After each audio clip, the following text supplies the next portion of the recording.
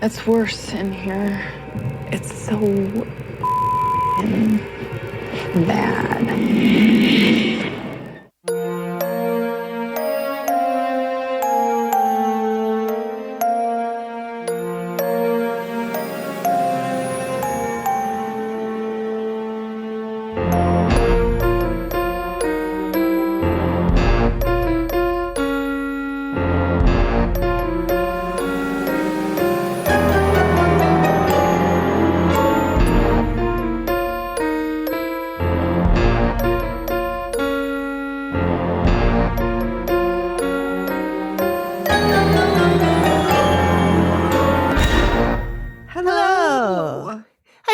And welcome to the Activity Continues podcast.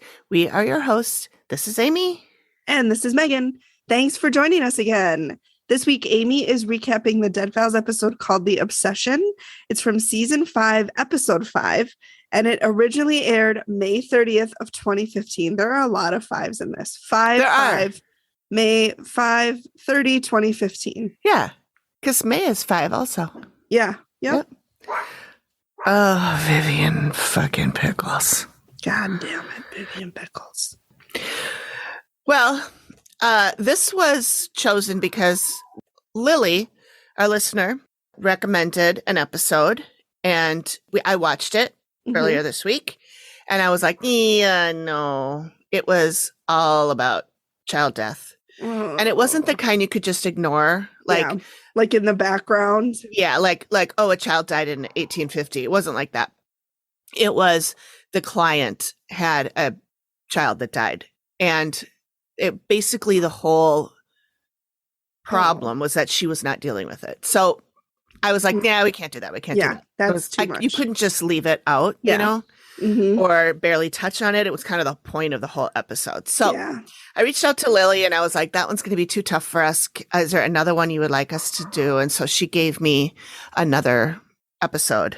If you heard us talking before about what one we were going to do, that was called Evil Underground. I don't remember the numbers. And so if you want to go watch that terribly sad and painful one, that's called Evil Underground. You.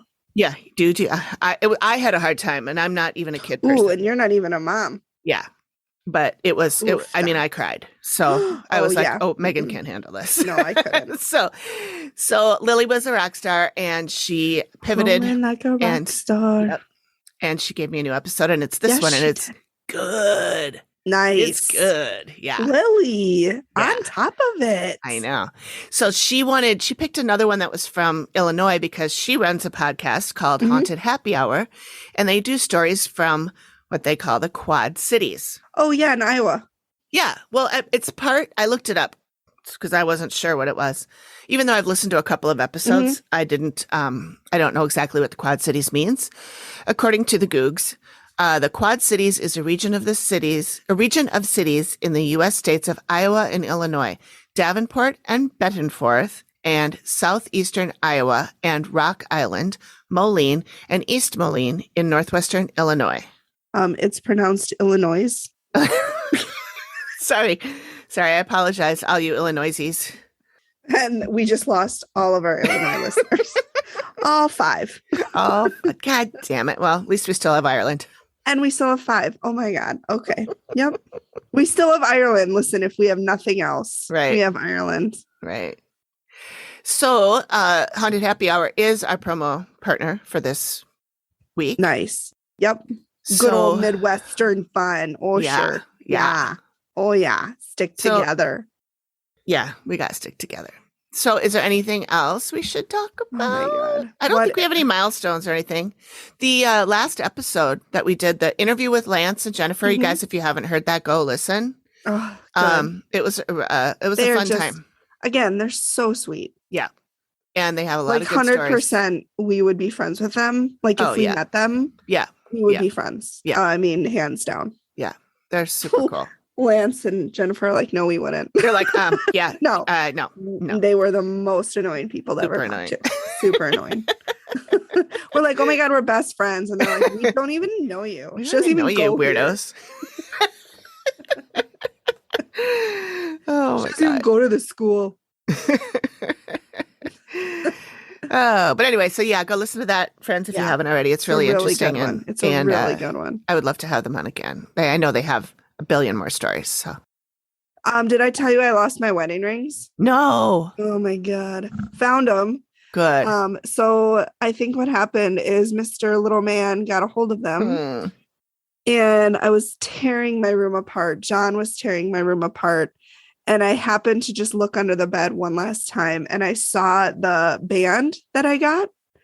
And I'm like, okay, they're here, John, they're here. And so he lifted up the box spring and the mattress. And that's where my wedding band was. Wow. Between the bed frame and the mattress. What? Springs. The box spring. I don't know. No. How's that possible? Really good question. I would like to know the answer. I mean, even if the kid got a hold of him, it's not like he'd be able to stuff them in there, could he? He has tiny hands. Yeah, but isn't that heavy? How would you get in there? I have no clue, but that's where it was. That's bizarre. I know. And then in my mind, I'm thinking, of course, I'm like, okay, what if I'm being haunted? You know how they take stuff and then put it back? Exactly. That's what I was thinking. So in my mind, I'm like, okay, am I being haunted? And they've just taken it. I mean, that seems more plausible than a child putting the rings in there, to be honest. That's where they were. Yeah, I know. Wow. I know. Wow. I know. That reminds me, I was telling Jackie, my stepmom, about our visit to the psychic and how my dad showed up. Mm-hmm. And she said that she uses him to find missing items in the house. When she loses something, she just says, okay, Alan, help me find it. Where is it? Mm-hmm. And then it usually, sometimes it happens right away. Sometimes it's a couple of days. It comes to her and she figures out where it is. I love it. Isn't that cute? Yeah, that's really adorable. I also wanted to tell you about my dinner tonight. So, it was my birthday weekend. Yes. Which is why my God, happy birthday. Thank you. Yeah, we're recording a day late because yesterday was my birthday. We were supposed to record and day late, dollar short, that's me. And so Amy decided she wanted to celebrate, which 100% she should. Yeah, we normally record on Monday nights. Where'd you go for dinner? Well, we went to Did you have pad thai? No, I didn't. Did you have, what is the thing that you have? Drunken soup? Drunken noodle soup? No. Drunken soup? No, I usually don't get soup. Greg does. Drunken noodles. There's a noodles drunken thing. There is a drunken noodles that I have gotten before. I did not. Okay, what did you get? Spoiler alert, I should have. Oh, no. So first of all, Uptown is a fucking wasteland. We go. It's in the former Calhoun Square. I think it's called 7 Points Square or something like that. Because the Calhoun Square logo looks like a crown. Mm-hmm. I'm gonna guess it has 7 points, and that's where they got that. Real creative. Good thinker. Yep. So anyway, the parking ramp is like shambles. It needs to be painted. I'm like, this place is falling apart. We go in. The bar is all blocked off. It's 5:00. Yeah. So that if any time that the bar is going to be open, it should be 5:00. Yeah. So yeah, we get in. We're like, well, and there was nobody there, like someone working, but no diners. Mm-hmm. And so they seat us, and there's one server, and she had mentioned that she was the only one there, and she was all flustered. And I'm like, there's not another soul in this place. Why are you flustered? And then, so we order, and Greg orders the sweet basil stir fry with shrimp. Okay. And first of all, the menu that they give you is different than the menu online. You can order online, order for delivery or pickup. The dishes are all different. So there's like 4 dishes that I really like.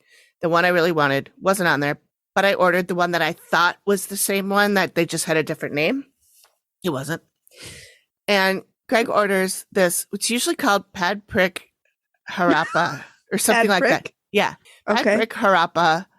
And it's a Thai basil stir fry, right? Sure. So he orders the basil stir fry with shrimp. And she says, okay. And then I order mine, what I think is the Faram Long Song, and it's not. She brings out, and we ordered dumplings as an appetizer. She brings out the basil shrimp rolls, which are pieces of shrimp wrapped in egg roll wrapper and deep fried. Mm-hmm. She sets them down. I go, I don't think we ordered that. She goes, yeah, didn't you have the Thai basil shrimp? And Greg kind of looks at her and I go, he ordered the stir fry, the entree, the Thai basil entree with shrimp. Oh, I thought you ordered this. Doesn't and then even she sound the laughs same. and takes it away. And I'm like, okay, first of all, why would he order a fried like egg roll type appetizer as his entree? As his dinner. And if he did, why would you bring it first? The actual appetizer that we ordered? And if exactly. If he ordered that, why wouldn't she bring it with your entree together? Well, turns out she didn't even bring his entree with my entree, because next we get the dumplings that we ordered. Yeah. Those were fine. They're just frozen dumplings. I mean, how do you fuck those up? Yeah, they're from a bag. I'm sure. I'm sure they're from like Costco or something. Yeah, they probably are. So we got those. Those are fine. Then she brings my entree, and it's not what I thought it was going to be. It's fine. It was okay. It wasn't great. And then, like, I don't know, 15, 20 minutes later, she brings Greg's entree. So you're basically done with your food. I'm pretty much done by the time he gets his food. And mine was okay. His was good. Which is funny because the last few times we have gone, it has been such a shit show. And they always fuck up his order. Well, it sounds like it was a shit show this time. It was a shit show this time too, but they got his order right. Okay. And my not. They get his order wrong. Well, they did, originally get his order wrong, but they got both of yours. But yeah, it was, I think I got what I ordered. It's just that I wanted the thing that was on the regular menu and it wasn't on the menu they gave us. I don't know. That place has gone downhill so much since they moved. Yeah. We will not be going back. No. And in fact, this is how you know it's bad. We're sitting at the restaurant. I am Googling other Thai restaurants that we could go to in the area because we're not going back here. Yeah. And also, Greg's dish was really good. Mm-hmm. And I was like, why don't we just learn how to make that at home? Right. So we're Googling recipes for that. I mean, you already know how to make pad thai. Yeah, kind of. I don't know if I'd be able to make it again. I mean, you made it really good for me. So I did. That might have been a one-off. I don't know. That was like 5 years ago. That. I know. It was a long time ago. That was so long ago. It was. Because you were still in the old house. Yeah. Greg was, I think he was gone. Yeah, he was on a trip. Somewhere. Yeah, you came over to have dinner and watch movies or something. Yeah. Yeah. Yeah, it turned out good. You know what I did? I took like 3 different recipes and I just merged them together. So I have no idea what I actually did. But it was pretty good. It was good. Yeah. Yeah. So. But anyway, so we'll find a new Thai restaurant. Yeah. All right. So the only content warning I could think of is that there's a murder. Murder. There's nothing else I could think of that was that we need to talk about. So all right.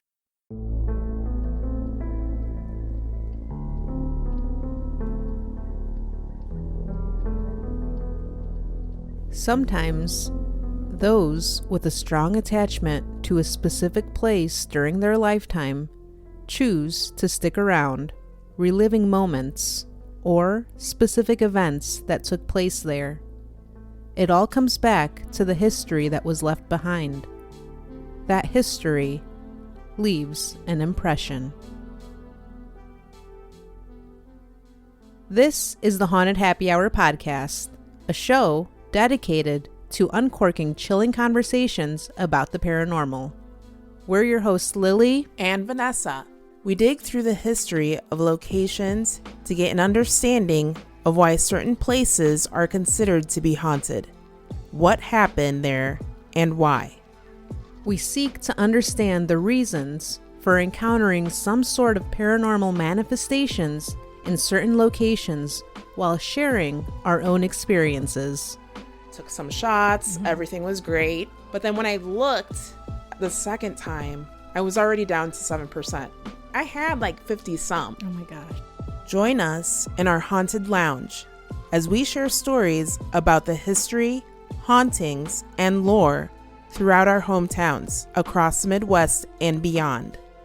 For those looking to find out what spooky tales lie trapped within some of America's cities and towns, join us for the next Haunted Happy Hour. We'll talk spirits, drink spirits, and sometimes even encounter spirits. I could definitely taste the vanilla. Honestly, it's not as strong as what it smells like. I give this one 2 thumbs up. Okay, now that we're enjoying our drink though, let's go ahead and talk about the stories. You can catch us on Apple Podcasts, Spotify, iHeart, or anywhere you listen to your favorite podcast. And if you have Echo devices, an easy way to listen is just say, Alexa, play Haunted Happy Hour podcast. So, we invite you to sit back, grab a cocktail, and let us introduce you to some history, mayhem, hauntings, and spirits right here on the Haunted Happy Hour podcast. Cheers!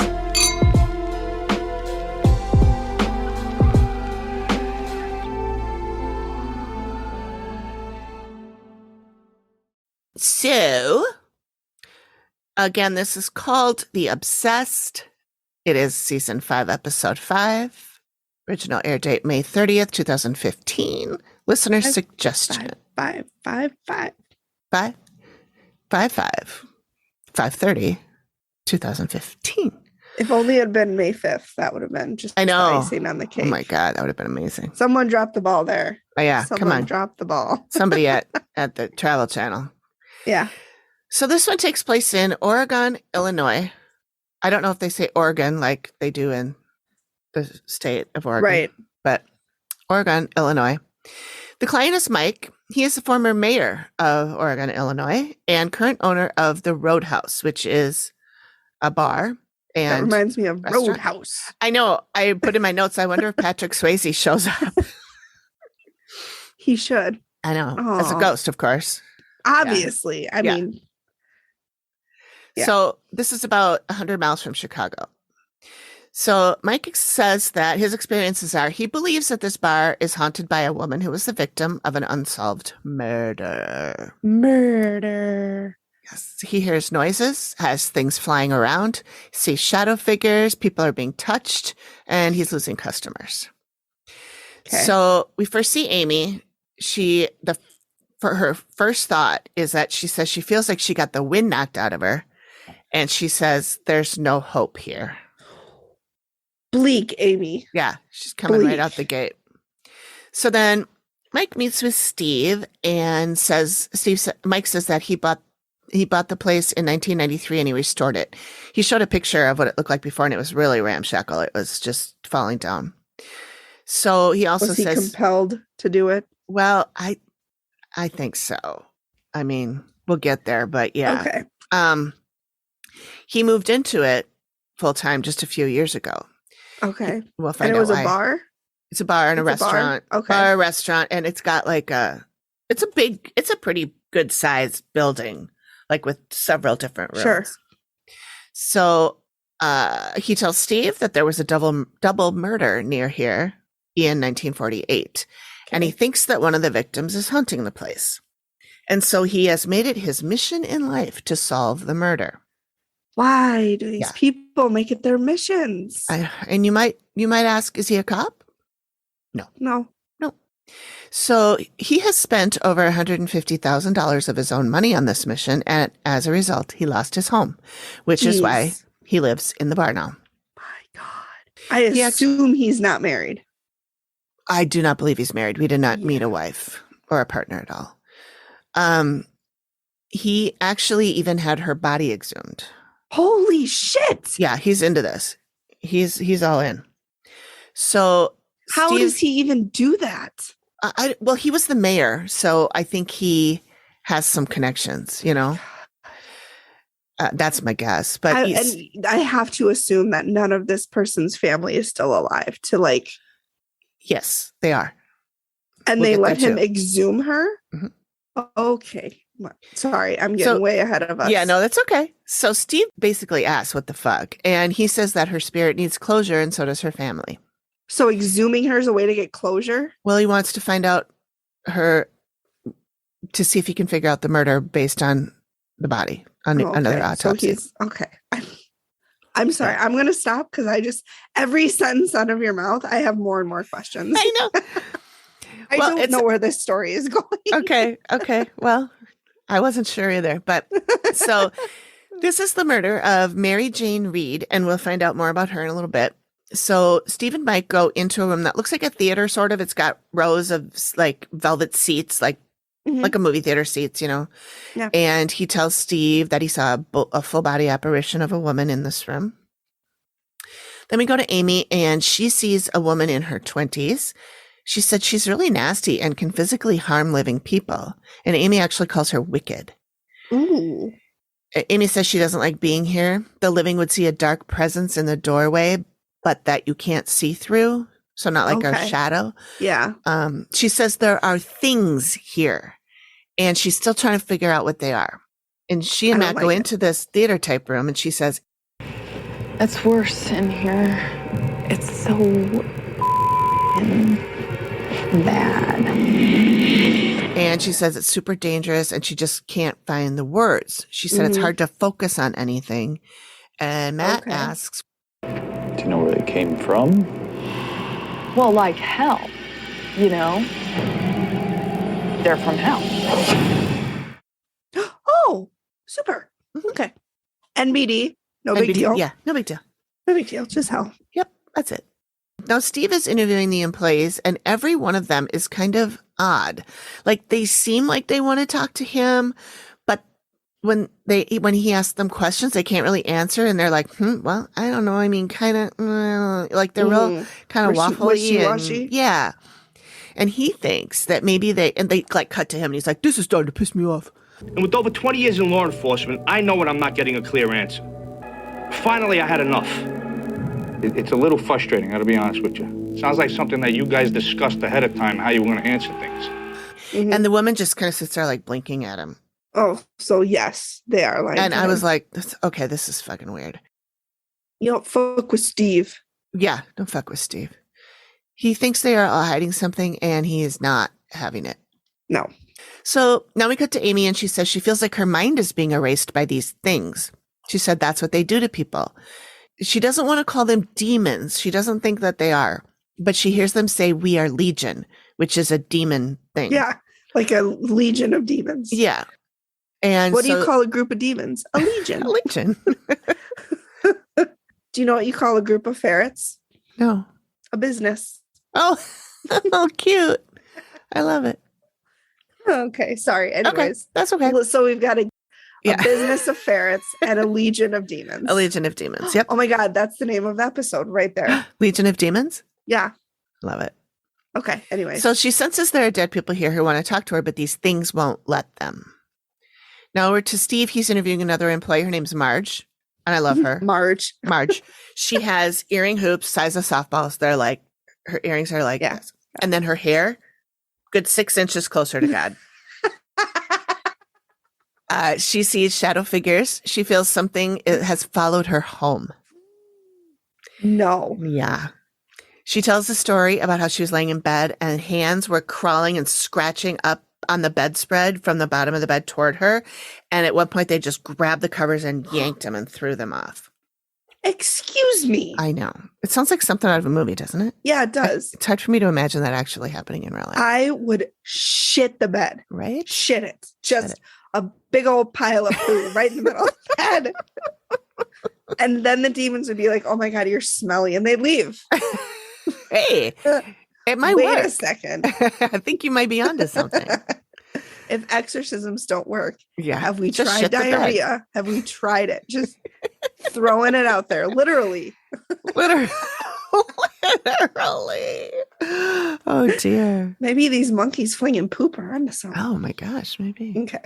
So her bed's covers are getting Yeah, thrown so her off. bed covers go flying off. And so as she's telling Steve about it, he's like, I can see that you're upset. And he grabs her hand and she is trembling, like literally trembling. Steve, you're so sweet. Yeah, he is sweet. Does he hug her? No, I don't think he hugged her. No. Should have. I don't think so. I feel like he maybe in the other episode, he may have hugged the lady who's the client in the other episode. Because I seem to remember that I saw Steve hug somebody recently and I was like, oh, Megan would be really jealous. Yeah, I would be jealous. Yeah, but no, if I don't. If you ever meet him, first thing I'm going to do is go in for a hug. And he's going to be like, please don't. Please don't touch I'll be me. like, shh. Shh. Just let it go. Just wrap your big bare arms around me. His wife will be like, excuse me. Ma'am, could you lay off my husband, please? Okay, so they go to Amy, and she is telling Matt that some of these people follow people home. Matt asks if they come back here or if they just stay with the people. And she says she thinks they stay there. They don't come back. Oh, God. So that means there must be a bunch of them, right? If they're leaving. Well, there's a legion. There's still a bunch of them there. Yeah. There's a legion. Yeah. So Matt asks if they are physical with people, and she says yes, but they also influence people. Suggestions being put into people's minds. This is how they influence, whisper into your mind. I want to get physical. Oh, Livy. Yeah. She said they're working on her. They're making her feel like she wants to hurt people. Amy? Yeah. Oh my God. She feels like she wants to hurt people, and she's getting, and they're erasing her mind too. Mm-hmm. She said that the living here have done bad things after they've left this place. Which then I was thinking maybe that's why they're all zipping their lips about stuff, because they don't want to talk about that. Mm-hmm. So then Matt asked, well, what did they want? They being meaning the things. Yeah. And Amy says, chaos and destruction. Very demonic. Yeah. So then Steve's now on the road, and he is telling us that he doesn't trust civilian investigators. To Steve, I say, please watch Don't Fuck with Cats, and you might change your mind. Body moving? Yeah. Please. Because if I go missing, I want her on the case. I want her on the case. 100%. Yeah. Call Body Moving. Yep. That's right. I love that name, by the way. I know. I do too. Because I don't know how many times I saw it in writing and didn't ever translate it to body moving. Yeah. But I think it's a Beastie Boy lyric. Is it? I think that's where she got it from. Okay. Yeah. Either way, who cares? Yeah. That was a tough film to watch, but I honestly fast forwarded through 90% of the first episode. I couldn't. Well, anything with the actual I don't even want to speak his name. But the guy that they're talking about. What was his name again? Oh, Luke. Yeah. Oh God. And his mom. Oh my girlfriend. God. What a piece of work. Denial. They are cruising down Denial. Yeah. Oh yeah. He is on a floaty raft just on that river because. Yeah. Ugh, that was a tough one. Also, why would you show the video? Yeah, I know. Netflix. Yeah. Why? Yeah, that didn't need to happen. We did not need to see it. No, they could easily have scrubbed They could easily have just told us what the video was. Yeah. And we would have been like, oh my God, that's awful. Well, I first heard that story. We're getting off on the rails here, but my fault, I brought it up. But I first heard that story on Sword and Scale back when I was listening to that podcast. And I had already heard the video, which, the sound is what's bad because you really can't see anything. I'm not talking about the cat part. I'm talking about the murder. Oh, okay. I was like, see, I immediately went to the cat part. Yeah. Oh, the cat part. Yeah, that was awful. And they did not need to show that. But so the murder, I'd already heard that video, and that was another one I think where I was crying on the bus while I was listening to it. Yeah, I don't think I need to listen to this podcast anymore. For so many reasons. For so many reasons. There's a whole new set of reasons. Oh, God. Well, they're not new anymore, but yeah. Anyway, okay, back to our story. And now back to our regularly scheduled programming. At least we're gonna try. So anyway. Yeah. So now Steve's going to go talk to a retired detective who has the case file. His name is Bill Villant. And Bill tells us the murder story. So June 24th, 1948, Mary Jean Reed and Stanley Skrdla go on a date. It's their first date. Mary Jean. Can I go on a limb and say, I'm going to guess that Stanley killed Mary because he made sexual advances to her and she said no. You'd be wrong, I'm happy to say. I love it when I'm wrong about stuff like this. Yeah. Okay. But, however, we'll get there. Okay. So Mary Jean is a 17-year-old girl who worked as a switchboard operator. They didn't say that in the show. I found that out later. Stanley was 28 and was a former Navy Seabee. I'm sorry. That's quite the age gap. That is quite an age gap. And the article I read later about this said that she had a lot of boyfriends and she did not have any problem dating older men. And we're going to find out about that in a sec too. Oh, good for her then. So they met up at a place called Alexander's Log Cabin. They ran into a man named Willard Burright, Oh, aka. is he okay? Sorry. Oh my God. I'm sorry.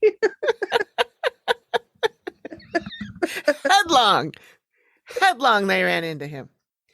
Just plowed right into that. Actually, everybody would have been a lot better off had they done that. Anyway. I was assuming he was not going to be the hero of our story. He is not the hero of our story. His name is Willard Burright, aka Jiggs. And if you want to take a look at the pictures, there's a picture. All right. I was just wondering. Okay. He's a real cutie. Jiggs. And by that, I mean, not. Ooh. Yeah. Okay. That's actually the same face Amy made when she saw his picture. And I put that picture in the drive too, and I'll put that in our socials. Okay. So anyway, Jiggs. So he's the town sheriff. And apparently Mary Jean was having an affair with him. But ew, I'm not buying it. She was 17. He was 42. And let's just say she could find cuter guys. Right. You know? Maybe. I don't know. But anyway, he sees her with this Navy guy and he starts trying to get her to leave with him. She refuses. They fight. She slaps him and she and Stanley leave. Okay. They go to a place called the Stenhouse, which is now the Roadhouse, our client's place. Roadhouse. They pull up. He gets out of the car for just a moment. This witnesses Stanley does? See them. Stanley, gets out of the car. And for some reason, he jumps right back in the car and they drive off. Okay. And they are driving towards Lover's Lane. Uh-huh. They are never seen again, but witnesses do notice a car following them with two men in it. Ooh. The next day, Stanley's body was found in a ditch with multiple gunshot wounds, chest, groin, arm, abdomen, and back, and one went directly through his heart. So the chest and the arm makes me think it was a defense, like he was putting his hand up. Yeah, that could be. To like maybe block him. The groin, ooh. Yeah, that's sending a message. Yep, it sure is. That's a, that's definitely. That's a jealousy thing. That's a message sending shot if I ever saw one. That's right. I've never seen a shot, but I'm guessing. Yeah. So these were all done with a .32 caliber revolver. Okay. A few days later, Mary Jean's body was found naked a mile away from Stanley's. Her cause of death was single gunshot wound to the base of the skull, also with a .32 caliber revolver. So execution style, really. Kind of, yeah. Yeah. Now Amy is in the basement and she sees three people, a man, a woman, and another man. The female has brown curly hair. She says the female has dark curly hair. Oh, she was so cute. Yeah, she was cute. I mean, not that makes any difference. No, but I know. But yeah, she was a cutie. Mm-hmm. So Amy says the female has brown curly hair and they look scared. Amy hears she's up to no good. Oof. She says the female and one of the males are victims who died either at the same time or very close together. She feels something hitting her in the back and she feels like a stabbing feeling in her neck. Her neck, her chest, and her back, and she feels like her throat is being crushed. In the female, she feels pain in the neck and the back. Where she was shot. Yep. So Steve we're back to Steve and Bill talking, and there was no arrest made, Bill says, and Steve asks why. Well, guess why? Because Jiggs is the mayor. Jiggs is the mayor, he's the sheriff. Oh, sheriff. He was the sheriff, and maybe I didn't say that before. I apologize if I didn't say that. He was the sheriff. He was the detective leading up the investigation. Oh, sure. Because that makes a lot of sense when you when you allow the main suspect to lead the investigation. Lead the investigation, yeah. So Bill says that all evidence they found relating to him was circumstantial. Steve asks about the other two guys in the car, and Bill says, well, a guy named Harry DeShazo showed up at the sheriff's office and tried to confess. He said he and his brother Perry, which I thought was cute, Harry and Perry, they were going to rob Mary Jean. Maybe their real names were Harold and Harold.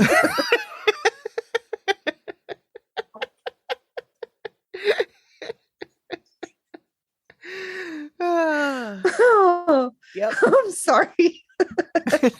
Harold. Love it. Okay, so Harry tries to confess. So Harry and Perry were going to rob Mary Jean and Stanley, but it went bad, and Perry shot them. Steve asked why the sheriff just sat on that, and Bill just kind of goes, Yeah. Wouldn't you think he'd want to blame someone else? I mean, right. That was my first thought himself. until I thought about it a little bit more. But anyway, back to Amy. She says 3 people might be involved. She sees a man holding a double-barrel shotgun, but they were killed with a revolver. Yeah. They're trying to tell her what happened, and she's listening, but then she goes, oh, fuck, and then, no. She grabs her head. Oh. You okay? No. That's never a good sign. Mm-mm. So now Steve has found Mary Jean's brother. Still alive. He was only 6 at the time of her death. And Steve goes to talk to him. His name's Warren Reed, and he broke my heart. Steve's talking to him about Mary Jean, and he very shakily says, Mary Jane kind of was my pride and joy, and she took very good care of me. Oh. And I was just like, oh. Clearly he is still hurting. He's so emotional. Of course. He's like, his lip is quivering and everything. I mean, sweet. You don't get over the death of somebody. You just learn to live with it. Right. And, he was only 6 at the time, but he must have been so close to her.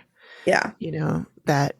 And they had an older brother too. I read this, and this wasn't in the episode. I read it later that, they had an older brother who was supposed to get married in a couple of days, and she was supposed to be a bridesmaid in the wedding. And so they had to postpone the wedding. Mm-hmm.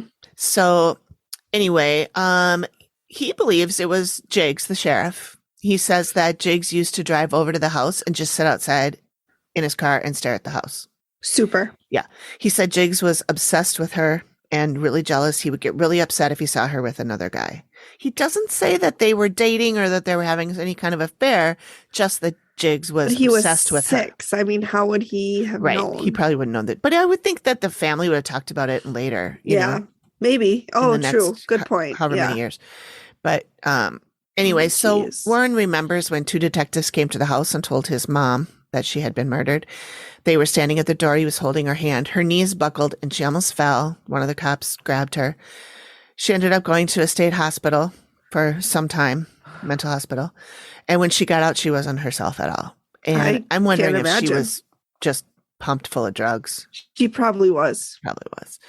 He showed a picture of the parents, and Steve said, oh, your mother looks so sad. And then he said, oh, your father does too.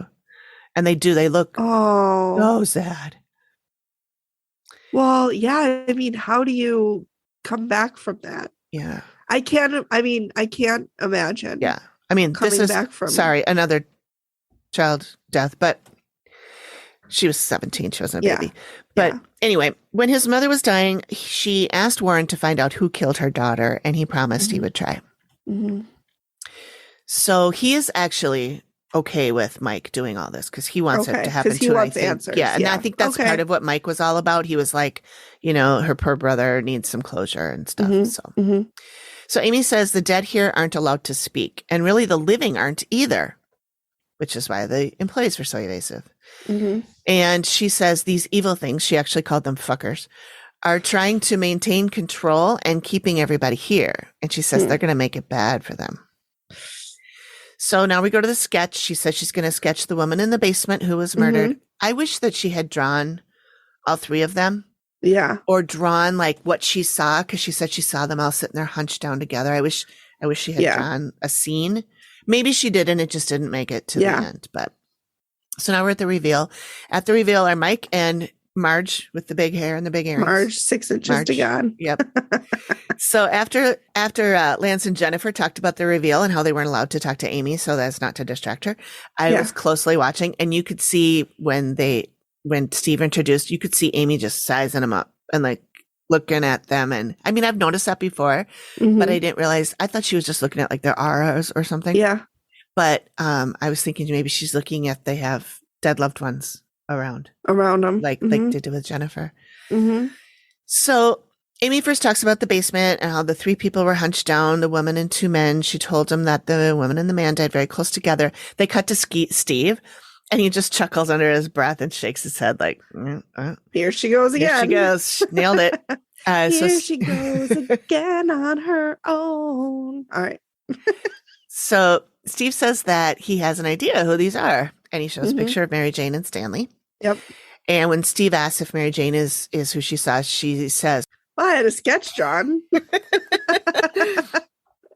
It's like a headshot. I don't know. I see it. Okay, so that's her. 100%. Do you think so? I didn't really 100%. think it looked like her, but I figured it is it's because the eyes. Look at the eyes. Okay. The eyes are a dead giveaway. Okay. The lips too. Yeah, it just I don't know, the hair look. I don't know. Maybe she the had her hair hair's pulled different, back. Yeah. But I think it's her. Yeah. I definitely think that the spirit is her. I don't. Yeah. I just don't think the photo really looks like her. But maybe that's just maybe that's the artist more than anything else. But anyway, drop the ball. Mm-hmm.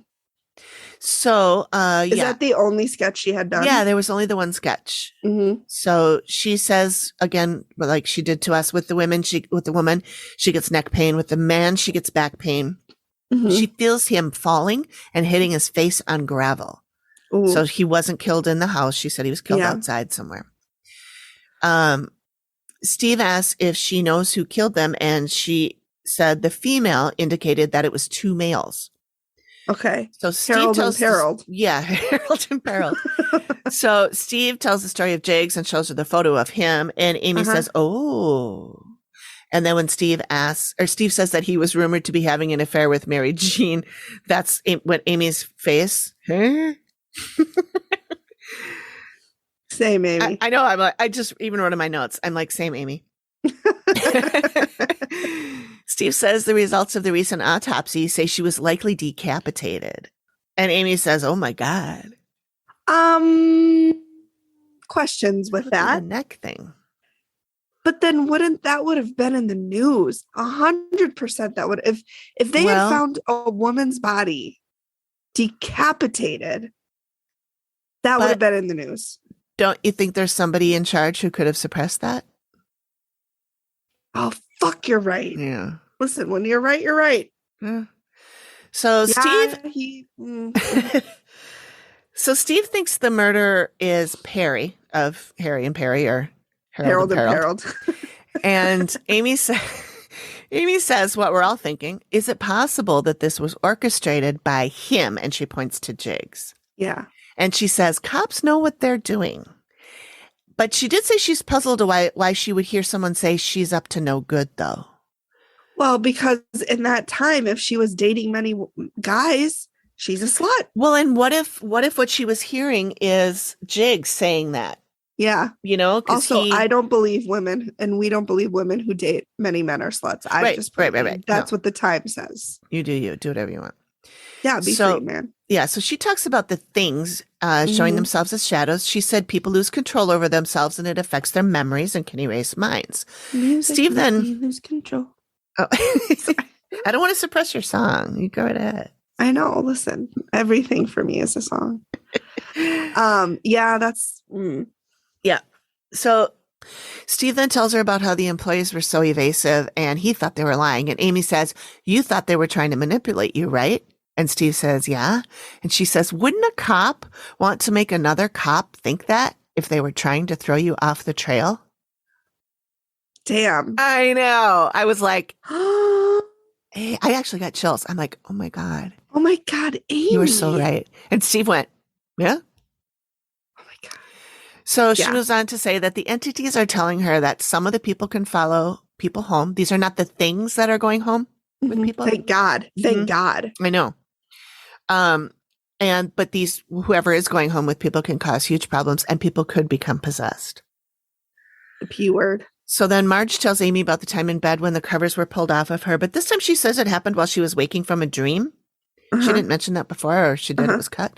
So I don't know. Maybe it could have been a dream. But anyway, Amy said she kept hearing "We Are Legion," which is a demonic thing, but it just wasn't adding up to her. So she's not convinced it's real demons. Yeah. She thinks it's the cop, the sheriff, because again, throwing him off the trail. Yep. Because he's been manipulating people. So Amy says she wants Mike to take, she actually used the word demand. She wants Mike to demand that Mary Jane and Stanley go home with him. I think she forgot he lives at the bar. And then they'll move on. Okay. Steve asks if Mary Jane knows all that Mike has done for her. And Amy says, oh, absolutely. You're her hero. But it might actually make it a little harder for her to go. Yeah. Yeah. She get attached to him. Yeah. Especially if she's like, I don't know if ghosts can do this, but when you're young and you romanticize people. Well, and she was 17. Yeah. So I'm sure if a ghost could romanticize, I would bet she's romanticizing him. Yeah. She probably, we know that in Lance and Jennifer's story, that ghost became obsessed with or fell in love with Edie. Lance. Yeah. Yeah. So. Mm-hmm. Oh, that reminds me of another thing before I get to the very end here. Remember how we were confused about the ghost in their story as being, I think in his blog, he called her Emma or Etta. Mm-hmm. Etta. Her name was Etta. But I swear that part in the blog, her name was Emma too. Maybe I got that part wrong. But anyway, Etta, her name was Etta Davis. And then I was like, so is Etta Edie? Yeah, you texted me that. You thought Edie could be her. Yeah, and I was like, maybe initials. Ed is Etta Davis. Initials. Yeah. Yeah. Yep. Anyway. You texted that. You're so smart. Well, this is why you're in charge. Yeah. So I don't know. I don't know. And I just come up with Harold and Harold. So. Yeah. No, I love it. That's better. So now she wants a holy man to come in and to get rid of Jiggs. Mm-hmm. She says he has a root fear of religion. And that's why a holy man would work for this. Any religion? She didn't say I would assume any religion. Yeah, any probably Christian. Mm-hmm. She said he's doing all of this because he's afraid that if he moves on, it will be to hell. And he's scared. Well, shouldn't be a bad person. Yeah, he shouldn't have murdered people. Yeah, don't be bad. Just be a good person. That's right. So it ends with Mike followed all of Amy's advice and the activity has decreased. That's good. Yeah. Not stopped, but decreased. Stopped. So maybe the activity won't ever stop there. Maybe not. Well, and I'm also wondering if he really wants it to. He probably doesn't. Because if that stops, then what's his purpose? Right. That's his life's mission is to solve this murder. And if he gets it going, if he figures it out, then what? Then he has nothing. Yeah. I have nothing. Nothing. So I do believe the end said he is still trying to solve her murder. And I'm like, didn't we just solve her murder? Mike, were you paying attention? Did you watch the episode? It's Harold and Harold and Jiggs. That's right. ABC. Bada bing, bada boom, you done. Yep. But like you said, maybe he just doesn't want to solve it. Yeah, maybe not. Yeah. I mean, I think he thinks he does, but in his heart, he doesn't want to give up his life's purpose or whatever. Right. Because then he'll have to find a new purpose. That's right. All-purpose flour. I did find an article. I found a bunch of stuff and I'll put it on the show notes, but I did find an article that said, quote, still, he has found a way to keep the memory of the ill-fated couple alive. He started a foundation in Reed's name, and his roadhouse, part bar and restaurant, part museum, part tourist destination for ghost hunters. It's a lot of parts. Features images of the slain teenager as part of the decor. Nice. Well, that's good. Maybe, just to honor her. Yeah. And recognize that she was alive and she did live. Yeah. And her life was cut short, but she had a life. Yeah. Yeah. I wonder if there were other pictures of her from like yearbooks or something that he could find. There was. Actually, he has a section on his website dedicated to her, and I got some of the pictures that I have that I pulled her from there. I don't think there was anything like yearbook stuff, anything that much further back, but there was some other pictures of her. They're all in the drive if you want to look at them. So that's that story. That's thank a good you, one. Lili, for suggesting. Thank you, Lili. Gosh, our listeners they have good ones. I know. We have awesome listeners. We do. Thanks for joining us, everyone. And next week, I think we're going to take a little break because Megan and I need to get it's really buckled down in research on this holiday special. Yeah, Halloween special. Halloween special. That's the word. I mean, Halloween's a holiday. Some people might think Halloween's a holiday. I do, but usually when you say holiday, you mean the December holidays, Christmas. Yeah. My favorite holiday is Thanksgiving because I can just stuff my face. Eat. I know it's a food holiday. I like to eat. Yeah, as long as you don't think about the first Thanksgiving, I think we're okay. You know what? Let's not. I just consider it a food holiday. Like I was telling my new coworker, I'm like, I don't. I celebrate Christmas, but I celebrate Santa Christmas. So yeah, I just celebrate food Thanksgiving and giving thanks for food things in my life and food. Yeah, mostly food.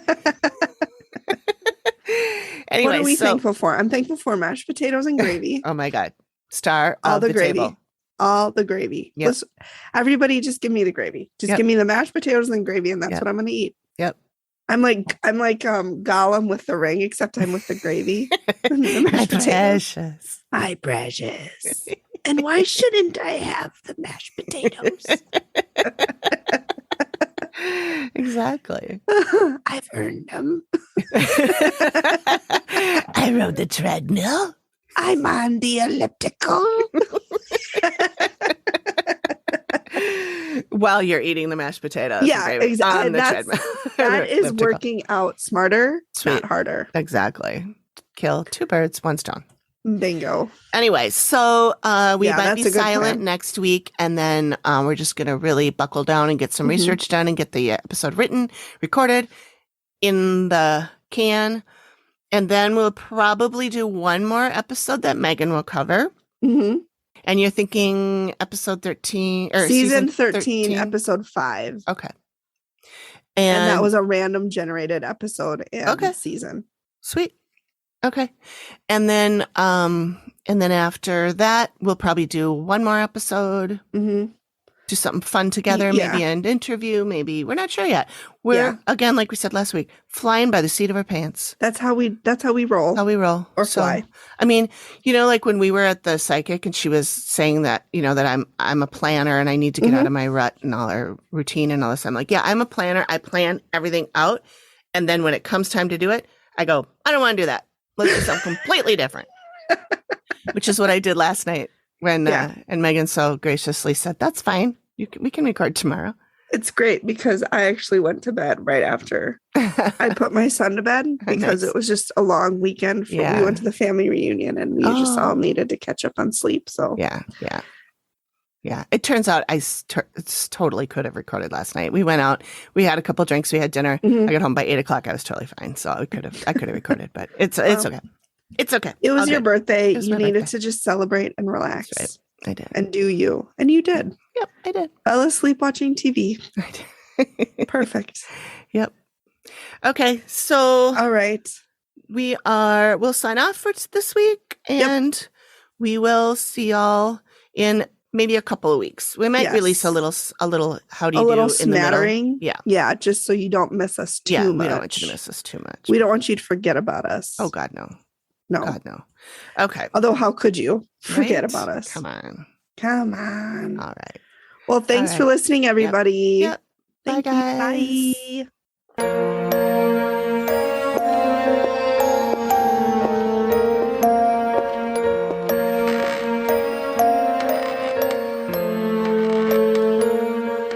Thank you for listening to the Activity Continues podcast. We really appreciate you giving us your ears for a bit. Please reach out if you have a suggestion for which episode of The Dead Files we should cover next, or if you have a spooky story you'd like us to share on the show. We can be reached at theactivitycontinues@gmail.com or through our website or any of our socials.